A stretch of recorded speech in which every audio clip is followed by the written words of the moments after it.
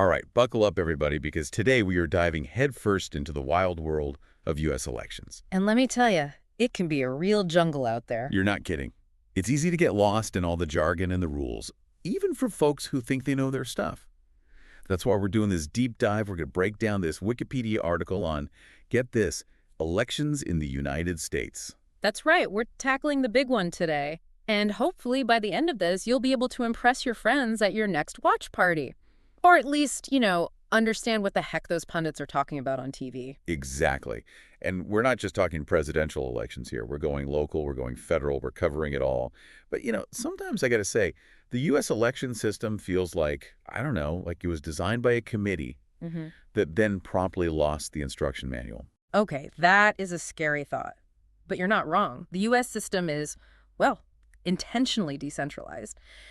50 states, each running their own show. So you can imagine, things can get a little complicated. Okay, so organized chaos is a fair description then. You said it.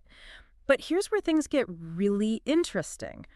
This whole decentralized system, it has huge implications, especially when you start talking about the big one, presidential elections. Ah, yes, the Electoral College, that mysterious beast.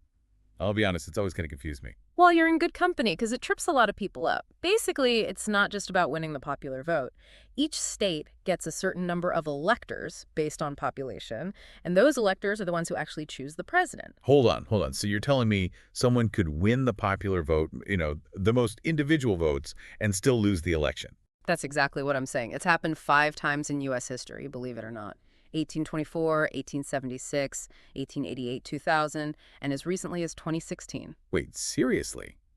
The person with fewer votes can become president? That seems, I don't know, kind of undemocratic, right? You're preaching to the choir. It's been a huge point of contention for centuries, and you can bet it's going to be a hot topic for many elections to come. Wow, okay, so that's the presidential race. But what about Congress? I always get those terms all mixed up. Don't worry about it. Congressional elections, which determine who makes up the Senate and the House of Representatives, are a whole other ballgame. Senators, they get 6-year terms, nice and long. But members of the House, they're up for re-election every 2 years. See, this is what I love about these deep dives. You learn the most random things.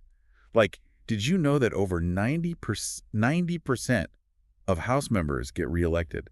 And get this, it's because they barely face any competition. How does that even happen? Ah, yeah. That's where things get real interesting. It all comes down to something you've probably heard of.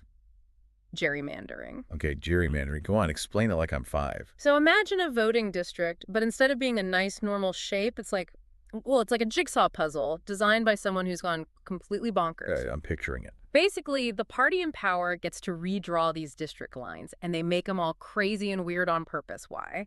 So their own candidates have a better chance of winning.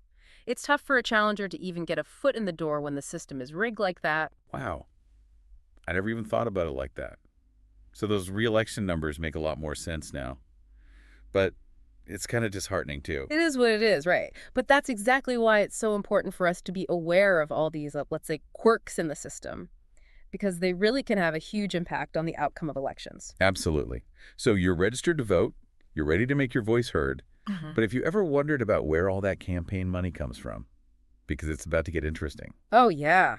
Campaign finance. Now, there's a rabbit hole you could fall down for days. No kidding.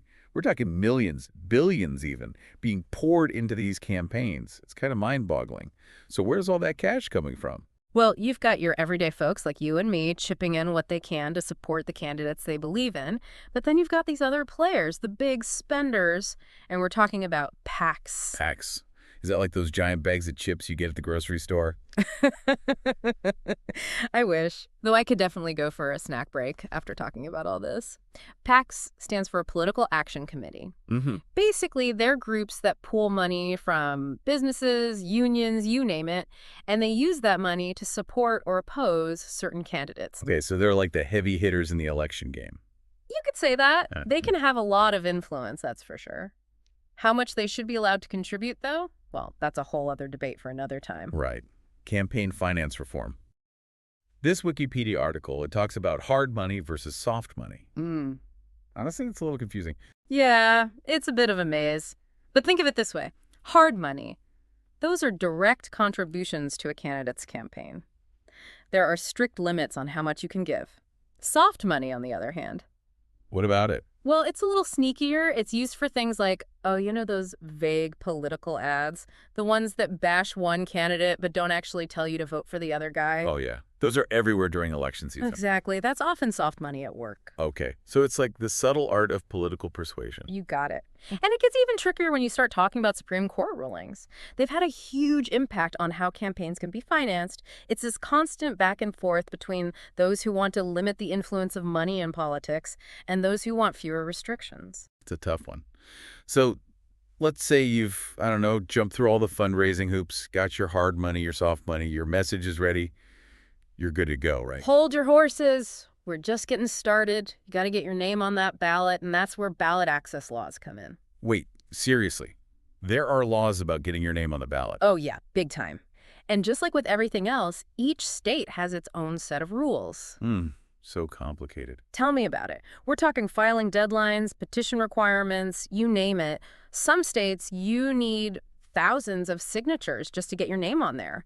And these rules, they can be a real headache for independent or third-party candidates. They just don't have the same kind of backing as the big guys. So it seems like maybe the system kind of favors the two major parties? You're catching on. It's another one of those, let's call them interesting features of the U.S. system. Right, so you've navigated the fundraising maze, you've tackled the ballot access hurdles, you're officially in the running. Now what? Primaries, caucuses, all that jazz. You got it. Think of primaries and caucuses as the pre-game before the big game. They determine who's going to represent each party in the general election. And this is where things can get really intense, right? Especially during those presidential election years. Oh, absolutely. Remember those Iowa caucuses everyone's always talking about? That's where the whole primary and caucus season kicks off. It's a whirlwind of debates, rallies, town halls, you name it. Okay, so I've heard of primaries and caucuses, but what's the difference? Yeah, people get those mixed up all the time. Basically, a primary is like a regular election. You cast your vote in private. Nobody knows who you voted for. But a caucus, that's more like a public gathering. People literally stand in different corners of a room to show their support for a candidate. So a caucus is, what, more interactive? That's one way to put it. Let's just say they can get pretty lively. Lots of passionate speeches, last-minute attempts to win over voters, the whole shebang. Sounds intense. And then after all that, we've got the national conventions. Bingo. Those are the big televised events where each party officially nominates their candidate for president. Cue the confetti cannons. You know it. Balloons, confetti, the works. But it's not all just a big party. The conventions serve an important purpose. They're a chance for the party to unify behind their chosen candidate and present a united front to the country. It's all about putting your best foot forward. Exactly. So we've covered a lot of ground here. From the nitty-gritty of campaign finance to those high-stakes national conventions, anything in particular that's really stood out to you? Honestly, what I'm realizing is that every little detail matters. From how those districts are drawn to how campaigns are funded, it all has an impact on the outcome of an election. Couldn't have said it better myself. It's not just about showing up on election day and casting a vote. It's about being an informed citizen, understanding the rules of this crazy game, and recognizing how the system itself can influence the choices we make. I like that, understanding the rules of the game. Yeah. Because it can definitely feel like a game sometimes. It totally does. Yeah. But it's a game with incredibly high stakes. And the more we understand about how it's played, the better equipped we are to participate in a meaningful way. So true. Okay, before we wrap things up, there's one more thing from this Wikipedia article that I found super interesting. Did you know that the U.S. Constitution, the document that lays out our entire government, it doesn't actually say anything about political parties? It's wild, isn't it? The Founding Fathers, they were actually pretty wary of political parties.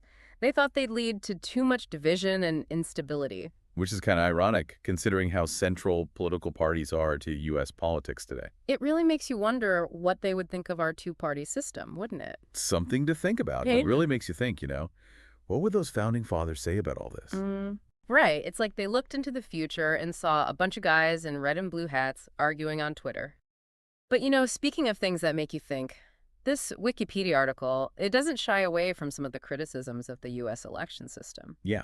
No system is perfect. So what are some of the big issues that come up? Well, one of the most common ones is that the system doesn't always actually reflect the will of the people. Right, like with the Electoral College, someone could win the presidency without even winning the most votes. Exactly. It's happened, what, 5 times in U.S. history?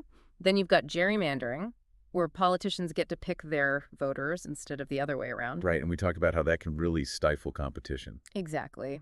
And it can mean that the people in charge don't necessarily reflect the actual diversity of views in their district. It's like giving one side a head start in a race.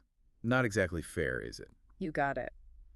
And on top of all that, there's voter suppression to worry about, too. Certain groups face much bigger hurdles when it comes to exercising their right to vote.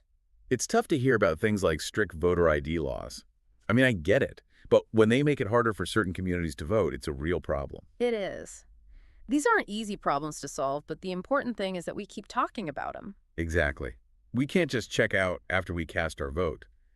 Being an engaged citizen means holding our elected officials accountable, and sometimes that means pushing for change. Absolutely. So we've talked about the criticisms.